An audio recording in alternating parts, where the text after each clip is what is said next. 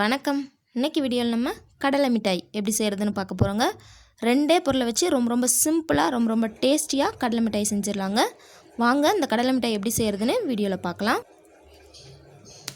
First நம்ம வேர்க்கடலையை வறுத்து எடுத்துக்கலாம். அதுக்கு ஸ்டவ் ஆன் பண்ணி ஒரு வடை சட்டி அடுப்பில் வச்சுருக்கேங்க. அதில் 1 கப் அளவுக்கு வறுக்காத காஞ்ச நிலக்கடலை எடுத்திருக்கேங்க. இந்த நிலக்கடலையை நல்லா லோ ஃப்ளேம்லேயே நல்லா மொறுமொறுப்பாகிற வரைக்கும் வறுத்து எடுத்துக்கலாங்க. இந்த மாதிரி நல்லா வறுத்ததுக்கப்புறமா இதை நல்லா ஆற விட்டதுக்கப்புறமா இதில் மேலே இருக்க தோல் எல்லாத்தையுமே உரித்து எடுத்துக்கலாங்க. நல்லா வறுபட்டுருச்சு அப்படின்னா இந்த மாதிரி லைட்டாக தேய்ச்சாலே தோல் எல்லாமே வந்துடும். இப்போ இந்த தோலெல்லாம் நீக்கிட்டு 1-2 உடச்சி எடுத்துகிட்டு வந்துடலாங்க. பாருங்கள், இந்த மாதிரி 1-2 உடச்சி எடுத்துக்கலாம். இப்போது ஒரு சின்ன தட்டு அல்லது ஒரு ட்ரேயில் இந்த மாதிரி நெய் அல்லது எண்ணெய் தடவி வச்சுக்கோங்க. கடலை மிட்டாயை இதில் தான் பரப்பி விட்டு கட் பண்ண போகிறோங்க. அதனால் இந்த மாதிரி தடவி ரெடியாக எடுத்து வச்சுக்கோங்க. இப்போது ஸ்டவ் ஆன் பண்ணி ஒரு பேன் அடுப்பில் வச்சு அதில் 3/4 கப் அளவுக்கு வெல்லம் சேர்த்துக்கிறோங்க. எந்த கப்பில் வேர்க்கடலை எடுத்தோமோ அதே கப்பில் 3/4 கப் அளவுக்கு வெல்லம் சேர்த்துக்கிறோம். இது கூட ஒரு 1/4 கப் அளவுக்கு தண்ணி சேர்த்துட்டு இதை நல்லா மிக்ஸ் பண்ணி விட்டுக்கலாங்க.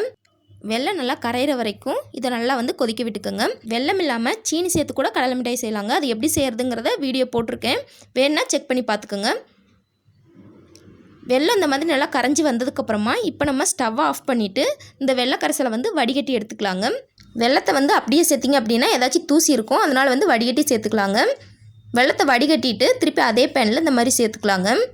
சேர்த்துட்டு மறுபடியும் ஸ்டவ் ஆன் பண்ணி இதை நல்லா கொதிக்க விட்டுறலாங்க. கரெக்டான பதம் வர்ற வரைக்கும் இது நல்லா கொதிச்சு வரணுங்க.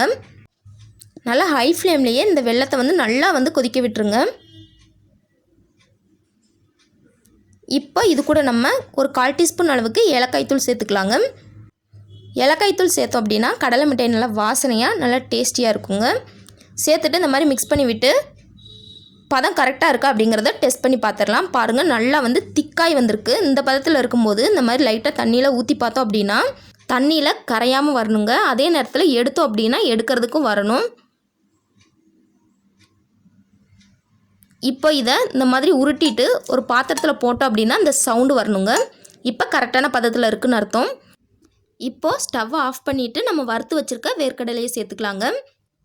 வேர்க்கடலையை சேர்த்துட்டு நல்லா மிக்ஸ் பண்ணி விட்டுக்கலாங்க. வெல்லம் எல்லா வேர்க்கடலையும் படுற மாதிரி நல்லா மிக்ஸ் பண்ணி விட்டுக்கோங்க.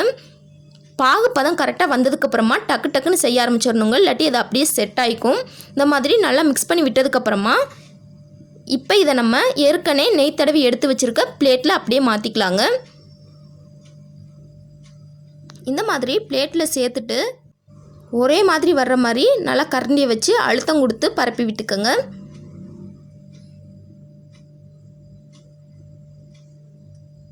இந்த மாதிரி நல்லா பரப்பி விட்டதுக்கப்புறமா இதை நல்லா ஒரு 10 நிமிஷம் ஆற விட்டுட்டு அதுக்கப்புறமா கட் பண்ணிக்கோங்க. உங்களுக்கு கட் பண்ணிவிட்டு காட்டுறேன், பாருங்கள் எந்த அளவு பர்ஃபெக்டாக வந்திருக்கு அப்படின்னு. பாருங்கள் எந்த அளவு பர்ஃபெக்டாக நம்மளோட கடலை மிட்டாய் ரெடியாக இருக்குன்னு. உடச்சி காட்டுறேன் பாருங்கள். ரொம்பவே சூப்பராக ரொம்ப கிறிஸ்பியாக ரொம்ப டேஸ்டியாக நம்மளோட கடலை மிட்டாய் ரெடி ஆயிடுச்சு. இதே மாதிரி நீங்களும் உங்கள் வீட்டில் ட்ரை பண்ணி பார்த்துட்டு எப்படி வந்துச்சு அப்படிங்கிறத மறக்காமல் கீழே கமெண்ட்டில் சொல்லுங்கள். இந்த வீடியோ உங்களுக்கு பிடிச்சிருந்தால் லைக் பண்ணுங்கள், ஷேர் பண்ணுங்கள். மறக்காமல் நம்ம சேனலை சப்ஸ்கிரைப் பண்ணிக்கோங்க. தேங்க்ஸ் ஃபார் வாட்சிங்.